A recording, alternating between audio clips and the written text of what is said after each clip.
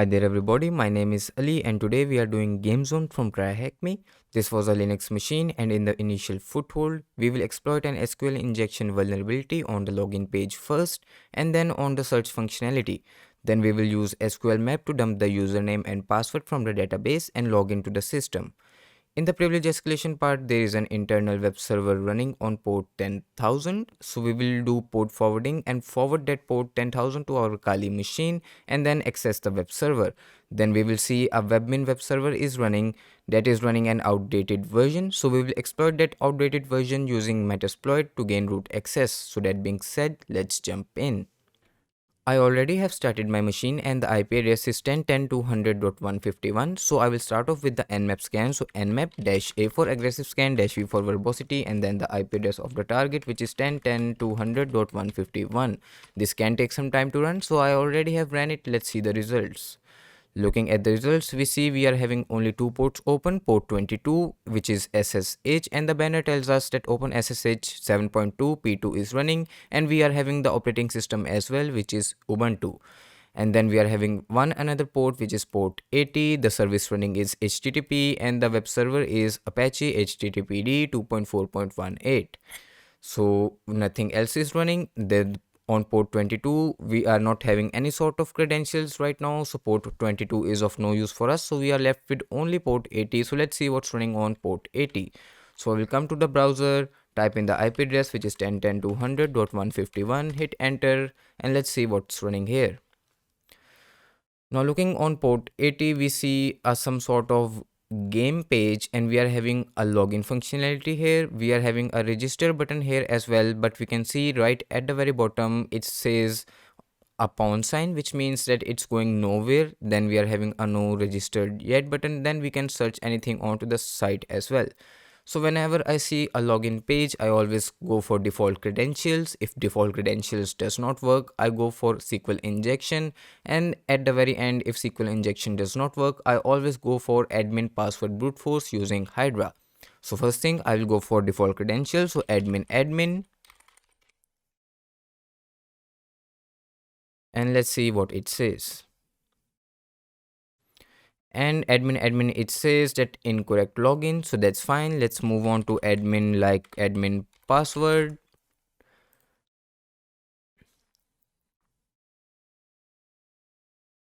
And it says incorrect login as well. So let's do one more time, like admin, like 1 2 3 4 5 6.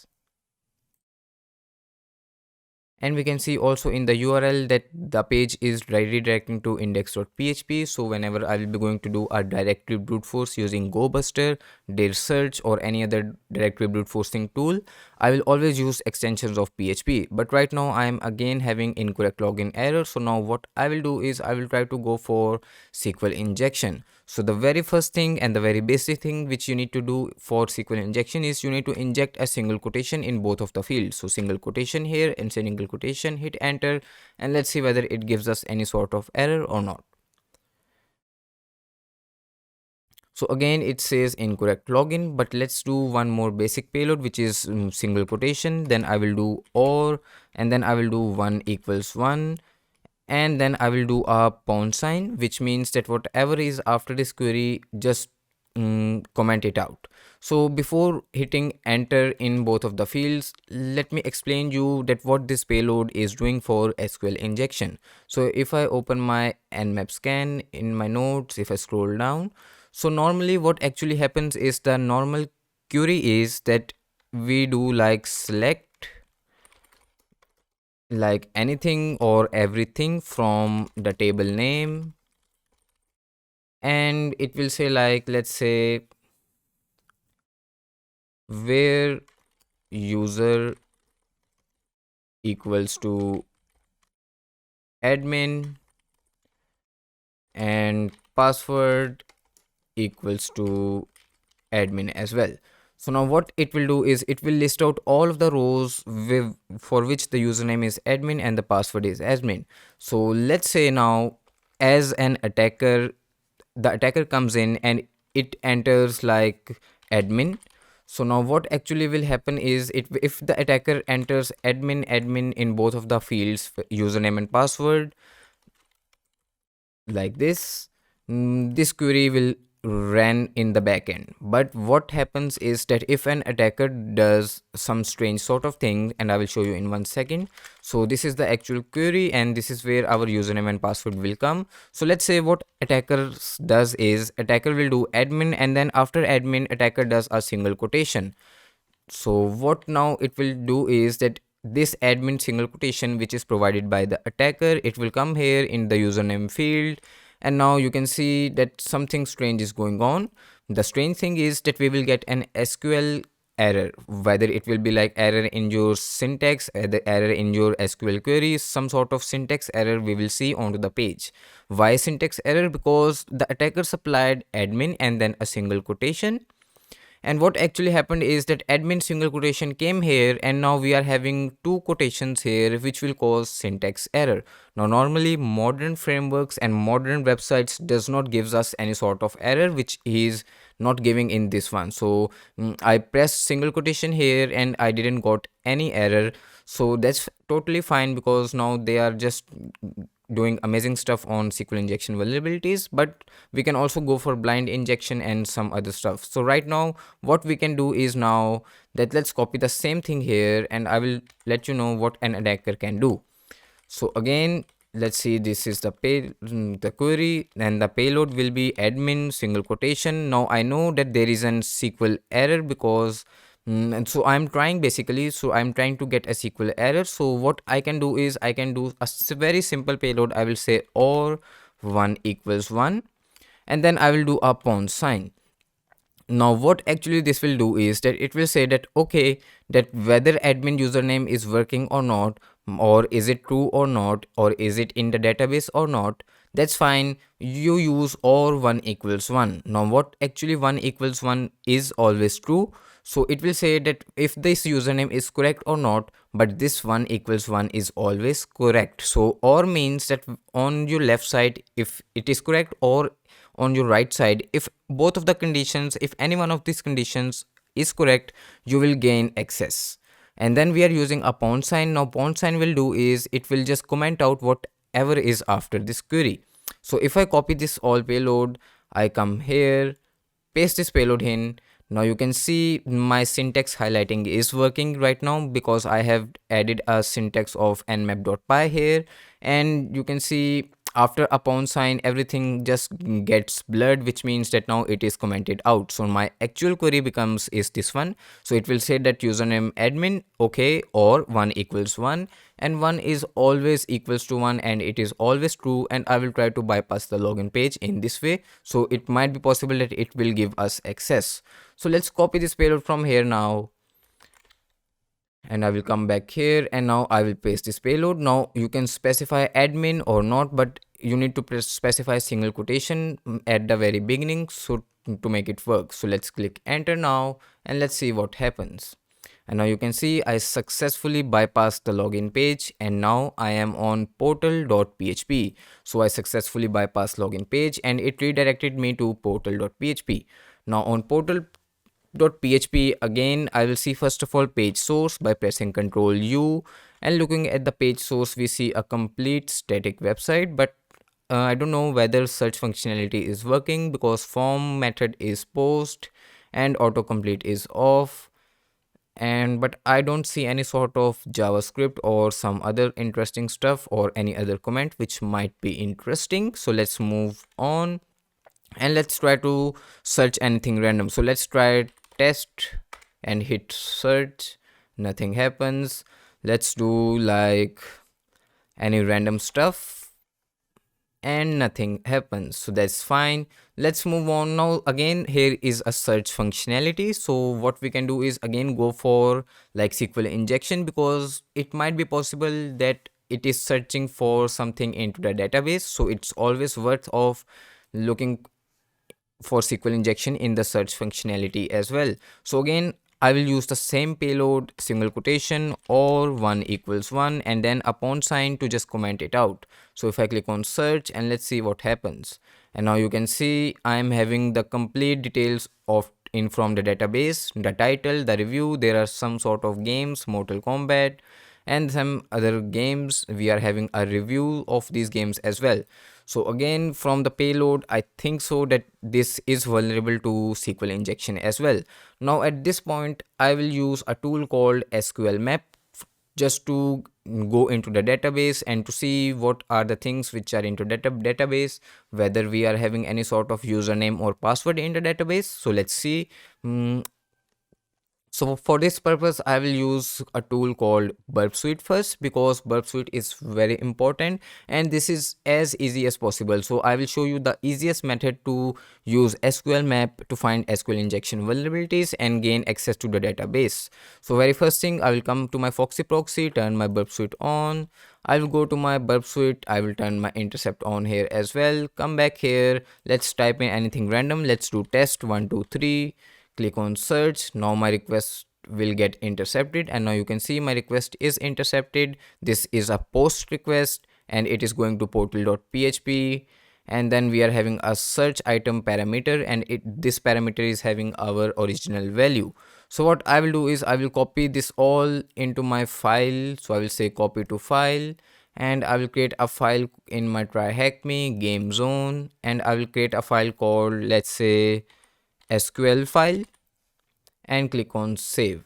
So now my file has been saved. Let's turn the intercept off. Let's turn off the Foxy proxy, and let's come back to our terminal. So if I do ls, you can see the file is here. Now in this file, my complete request is present in this file. So what I will do is I will use a tool called SqlMap, and I will specify that I want to test for SQL injection onto this file. So to specify the file, we use -r, and then we will say SQL-file.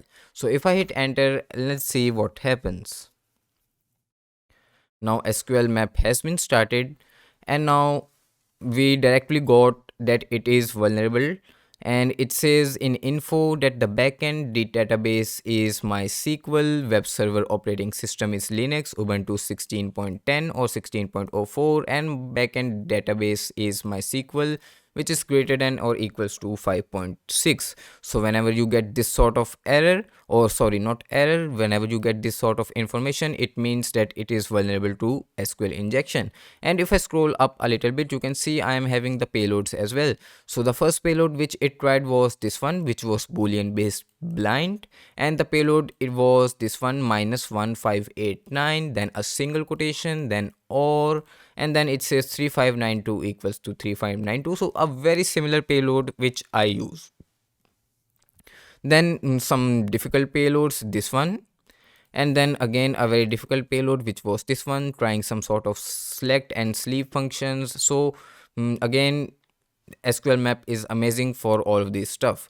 But now I want to see what are the databases into this one. So I will list all of the databases. So to do that, we will use the same command, but we will append some sort of parameters after this command.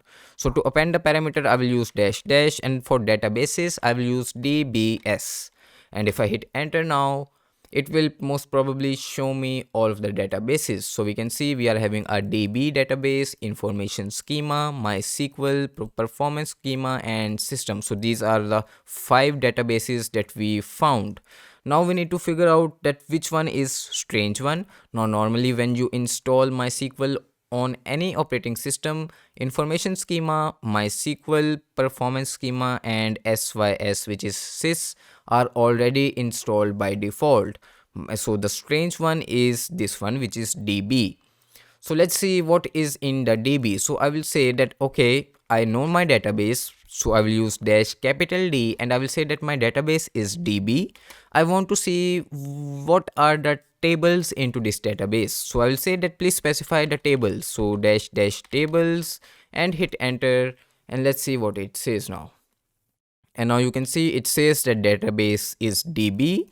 There are 2 tables, one of them is post and the other one is users. So the interesting one is again users, because it might be possible that we might find any user or any other potential information. So now what I will do is, again, I will extract more information from to this database. So I will say that please extract users table information. So I will say that the table is now users, and I want to dump whatever is in it. So before dumping, what we can do is we can also list the columns as well. So if I do that, show me the columns. So I will do columns, hit enter, and now you can see it is showing me the columns, and the one column is password and the other one is username. So in this table there are only two columns, one of them is having the username and the other one is having the password. So let's dump what is into these columns. So to dump the columns, what we need to do is we need to specify dash dash, and I will do a dump command. If I hit enter now, let's see what it says. It says fetching columns for table users and fetching entries for table users. It says recognize possible password hashes into the column password. So I think so it has found some sort of hashed password, which means that the password is in encrypted format. Let's see what it's saying. It says, do you want to store hashes to a temporary file for eventual further processing with other tools? Let's do yes. Hit enter. It says writing hashes to a temporary file. Okay, that's fine. It says, do you want to crack them via dictionary based attack? So let's try to crack the password hash as well. So if I press Y, hit enter, it says, what dictionary do you want to use? Default dictionary or custom dictionary? Now we can use custom dictionary as well, which is in user share word list rockq.txt, or we can also go for default one as well. So let's go for what we should do. I think so let's move on with the default word list. So if I hit one and press enter, it says, do you want to use common password suffixes? I will use no in this case. So I want to make it as simple as possible, and now it has started brute force attack, and let's see whether it cracks the password or not. So it will take some time, so let's wait for almost 10 to 15 seconds and then I will move on.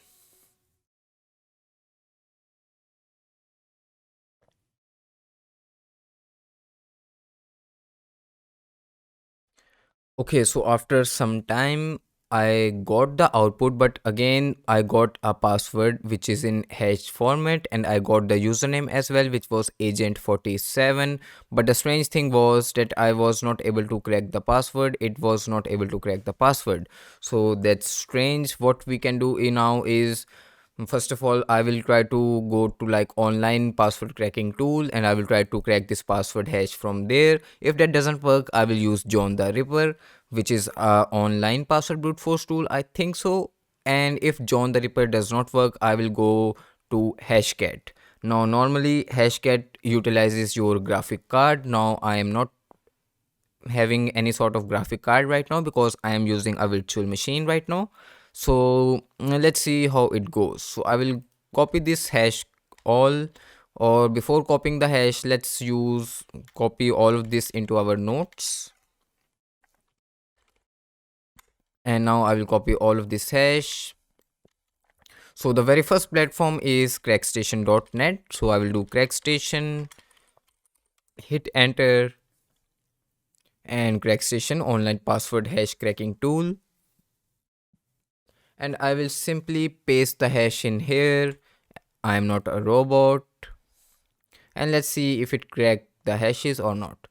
And it says that it has cracked the hash, and the hash is video gamer 124. So we have successfully cracked the hash, and the format of hash was SHA-256.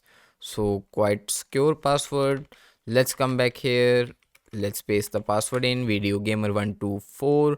Let's say that crackstation was unable to crack the password. So there is one more platform, I think so. It is hashes.com, I think so. And yes, it is hashes.com. We can utilize this one as well. Both of them are amazing online password cracking tools, crackstation and hashes.com. Paste the hash in, and I need to write the captcha as well. So CMYP9TC and submit and search, and let's see whether it cracks or not. And this one again cracked the password hash, and we found the password hash was video gamer 123124. So both of the online tools are working. But let's say that online tools are not working, so what we can do is we can use JohnTheRipper and Hashcat as well. Now let me show you how to use JohnTheRipper. So JohnTheRipper is also very easy tool, but sometimes it gets difficult because we need to figure out the hash as well. So now I can see that in my crack station it told me that the hash is SHA-256. So let's move on to John, and we need to specify a file, so I will paste the hash into a new file. So I will do sublime hash.txt, paste the hash in. I will remove the password from here, and now what I will do is I will say that John, and then I will specify the file, which is hash.txt, and then I will specify the word list. So I will do dash dash word list equals to user share word list rawq.txt. This is already installed on Kali Linux, so you will be having the same thing in your user share word list as well. So then we need to specify, I think so we need to specify the format of this one, but let's hit enter and let's see whether it will work or not. So now by default it will try to detect the password hash by itself. So right now I don't think so that it has found, but let's wait for 2 to 3 seconds. It says loaded one password hash, but right now it's trying to crack that one, and it says that the loaded password hash as ghost r, and I don't think so that it will work because this is not the correct hash. My hash is SHA-256, so I think so I should press Ctrl C here, and we need to specify the format as well. So the format will be SHA-256, but we need to list the format. So I think so in John, if I show you the help menu, so John dash help, to list the format we use this one, dash dash list formats with John. So I will do John, this one, dash dash list format, and now we are having a list of all of the formats. Now if I search for SHA-256, will it appear? And we are having, hit enter one more time, no. So let's do only 256. So here it is again, and here it is again, but it looks much more difficult than SHA-256. My hash is only SHA-256. So let's see where is that format. So hit enter one more time. Then we are having again something strange, and this one looks interesting. It is raw dash SHA-256. So let's try this one. So I'll copy this one from here and come back here, and I will specify that my format equals to raw dash SHA-256. I think so this might work, but let's see. If I hit enter now, and right away it says that the password is videogamer1234. So hopefully this was the correct format. So that's all about using the format. Now normally in Hashcat there are different modes, and what you can do is you can go to Google and you can go to like example hashes, Hashcat example hashes. Let me show you. So you can go to like Hashcat example hashes and click on the first link, and you will see a lot of password hashes with their modes as well. So you need to figure out what is the actual mode for SHA-256. Right here there are a lot of SHA-256, this one, this one, this one, and you need to figure out which one works for you. So in this case we will not choose Hashcat because I'm not having a graphic card right now. So let's move on. So okay, so I have found the password for the user agent 47. So again in my Nmap scan I found out that my port 22 is open, so SSH is open, and we are having a valid username and password. So let's see whether I can log into the system or not. So I will do SSH, the name of the user, which is agent 47, and then and then the IP address of the web server, which is 10.10.200.151. If I hit enter, let's see what it says. And it says the password. I will copy the password from my notes, which is videogamer124, paste the password in, and let's see can I get access, and I have access, and we can see the operating system, it is Ubuntu 16.04. So most probably SqlMap does a great job, and we successfully logged in using the credentials. Now in the privilege escalation parts, let's do our enumeration. The very first thing which I will do is ID.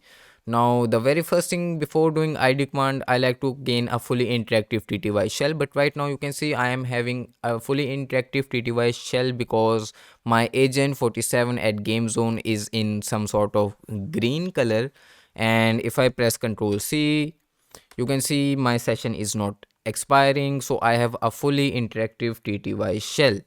So now again, let's start off with ID, and I am a member of user ID. I am a member of a lot of groups. I'm also a member of LXD group, which is also very interesting because we can build an Docker container, and then we can interact with our host system using that Docker container and change the sudoers file or any other thing, and then we can gain root access directly onto the host system.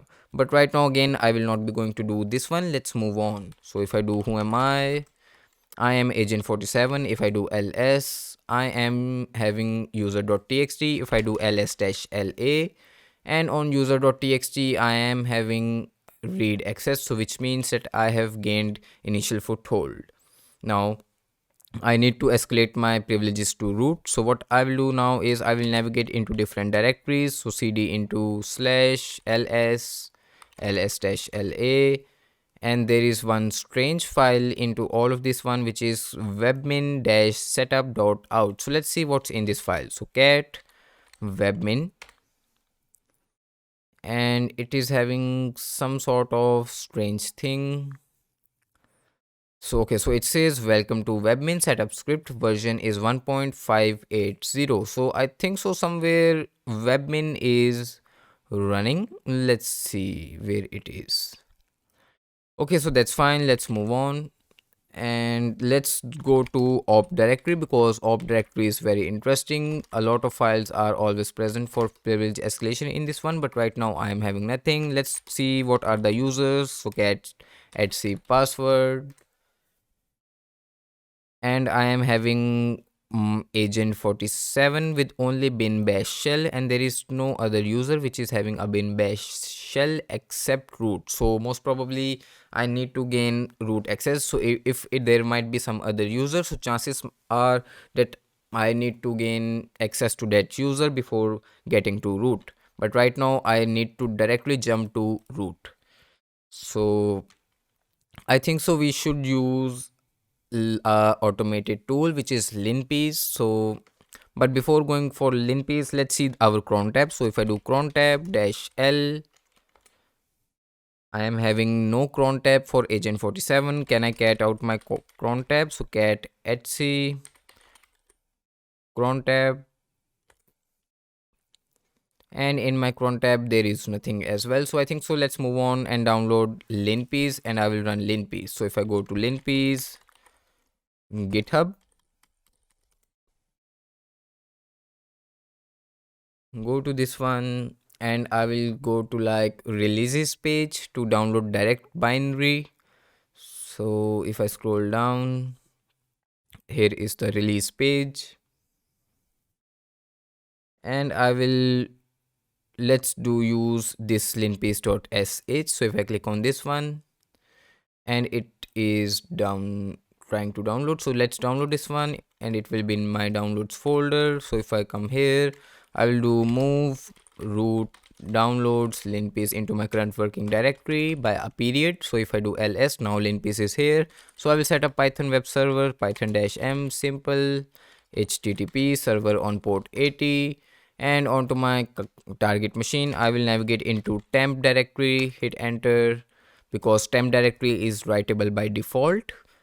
So what I'll do is I will do wget http my local IP address, which is 10.17.41.9. You can just type in ifconfig into other terminal and see what is your local IP, and then I will do linpeas.sh, hit enter, and now I got a hit onto my web server, and Linpeas is now downloading here, and it has successfully downloaded. If I do ls onto my target machine, and I have Linpeas present, so I will change mode to executable just to execute this bash script. So linpeas.sh, And now I will simply do period and forward slash linpeas.sh, hit enter, and now Linpeas has started running.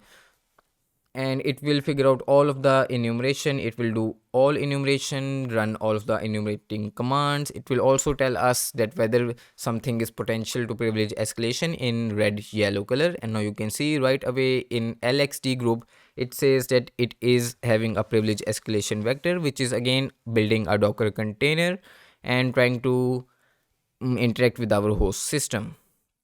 But right now let's move on and let's see whether we are having anything interesting. And at the end I will go to LXD. So we are having sudo version 1.8.16, we are having our Linux kernel version 4.4.0, then date and time, unmounted file system, environment variables, nothing interesting here. Then it is also running Linux exploits suggested, and we can see some CVEs which might be possible that we might have a kernel exploit and we can gain root access. So let's move on. If I didn't find anything in future, so I will just go right after exploits for kernel. Now I don't like to exploit kernel exploits because they crash the system and we need to just restart or reboot the system, and they does not work almost all of the time. So that's why at the very end I will try for kernel exploits. Let's move on to processes, crons or timers, and we are having root processes. Then agent 47 is running these processes, and again it is Linpeas. Then there is MySQL process also running, so I know that MySQL is also running internally, I think so. Then we are having www-data, which is running Apache. That's fine. Then nothing interesting here as well. Let's move on. Then we are having Apache 2 process sshd. That's fine as well. Cron tab, nothing in cron tab as well. We found in manual way as well.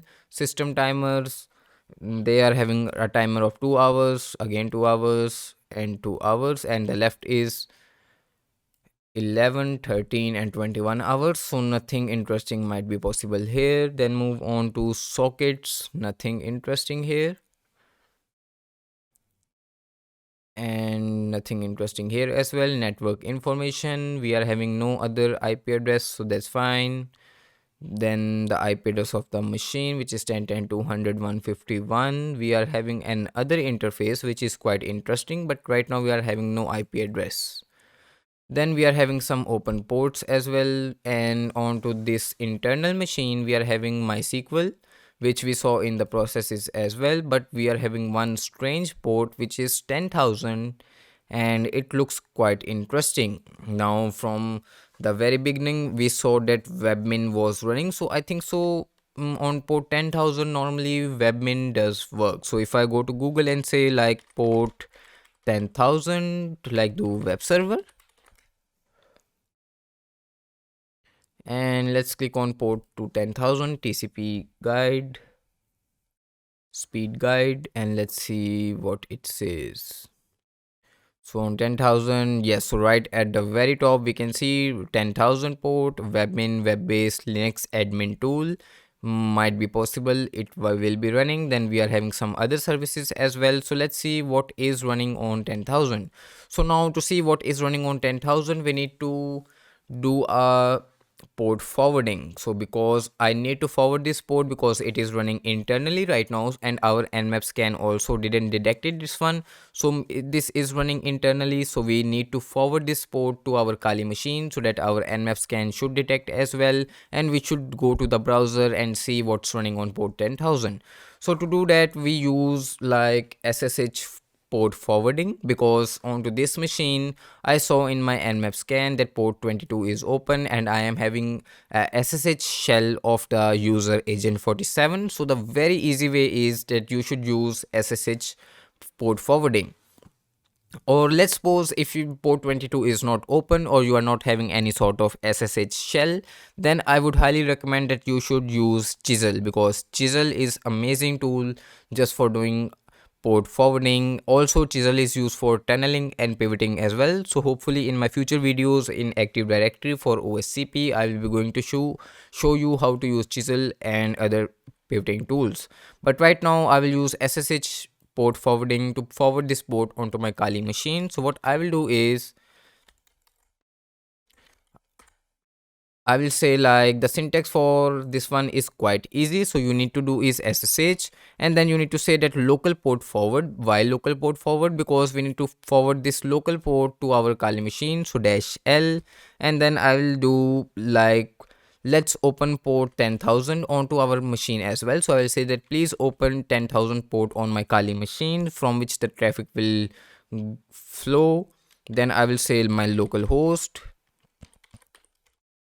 and then I will specify the target host. So I will say that the target host is listening on 10,000 as well.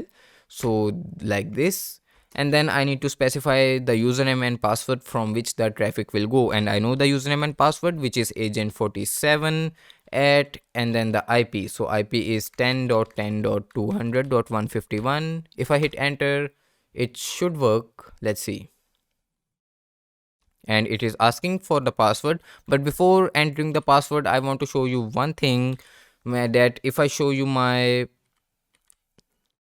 netstat information, so netstat -tulpn, hit enter, and now you can see I am having port 8080 onto my Kali machine, 45,000 and 34,000. So nothing, no 10,000 port is open, but when I will press enter here, hopefully 10,000 port will open on my Kali machine.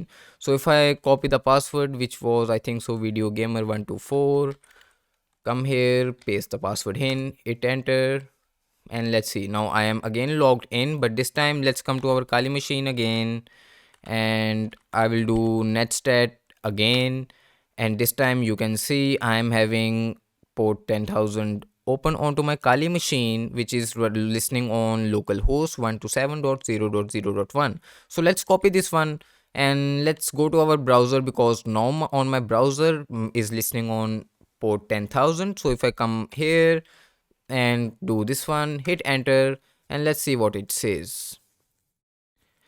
And now you can see I successfully got a page, and this page is which is listening on local port on the target machine. So something sort of Webmin, and again I am having a username and password parameter. So again I will follow my same methodology, admin first, to see whether I can log in as admin, and it says login failed, please try again.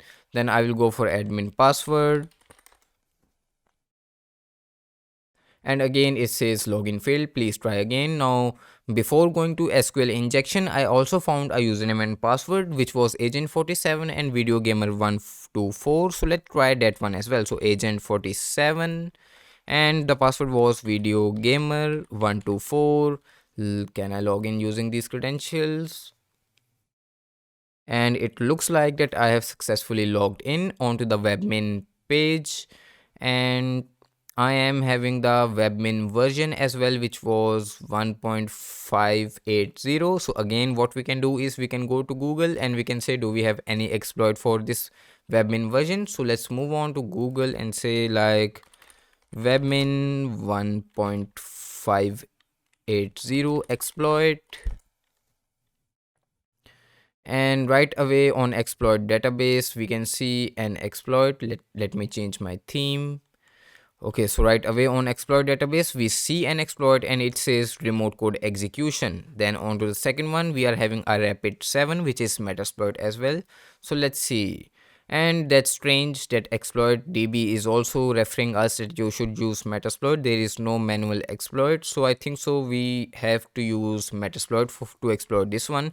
And we are having Webmin 1.580. so if I scroll down, and yes, this is a Ruby exploit, so I think so we should start metasploit. So if I do msf console,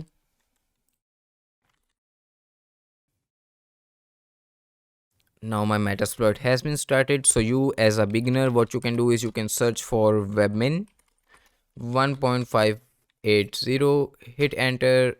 Will we get anything? Yes, we have two things. One of them is auxiliary, the other one is exploit. So what we can do is we need to exploit this machine. So I will use this exploit module. So if I do use and the exploit id, which is 1 in this case, so if I do hit enter, Now my exploit will get loaded, and if I do options to see what I need to specify and what I don't need to specify. So yes is required for password, then there is another yes for our host, then there is yes for our port, it is already set to 10,000, then there is yes for SSL and it is set to true, then there is yes for username. So we need to specify a lot of things. So I will first of all set my username. I know that my username is agent47, and I will set my password as well. The password was video gamer124. Then I will set my R host, and now in this case I will not set my R host to my target machine because target machine is not running 10,000 port externally, so I need to use my local host, which is 127.0.0.1, because on my 127.0.0.1 my webmin is running, so be careful in this one. So I will set my R host to localhost, which is 127.0.0.1, hit enter, and if I do options one more time, I think so everything has been set. Let's hit run and let's see whether we get something.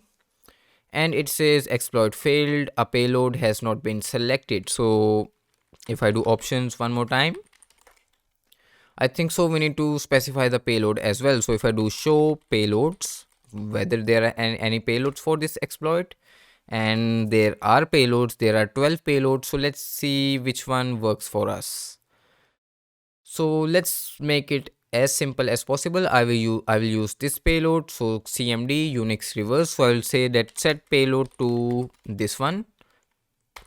And if I do options one more time, and now my payload has been set, but we need to add one more parameter, which is localhost. So my localhost is again the output of ifconfig command. So you can just type in ifconfig on your terminal. So my localhost is 10.17.41.9. if I hit enter, and if I do options one last time, let's see everything is set, and I think so everything is set. Let's hit run and let's see what it says. Now it says started reverse TCP double handler at attempting to log in, and it says exploit failed, open SSL error. So I think so I am having an SSL error. That's fine. I think so we need to change SSL to false because it is running HTTP. So I will do set SSL to false, and now if I do options one last time, let's try to hit run now. If I hit enter, attempting to log in, now authentication is successful. Trying to run the payload, and at the very end it says command shell session 1 open. So if I do who am I, and I am root onto the box. So if I do like ID, and my user ID is root, and I have successfully gained root access. So I think so this was the box. Can I get the root flag? So cd into root ls-la, and here we go. I am having a root flag, and I am having read write privileges over to this one. So I think so this was the box. So in this way we can exploit webmin, we can do port forwarding, and we can do complete this box. So let's come back to our TryHackMe page and let's try to answer the questions. So the very first thing, deploy the machine. What is the name of the large cartoon avatar holding on sniper on the forum? And again, these are very strange questions. So the answer was from Google search, which was agent47, which was the name of our user as well.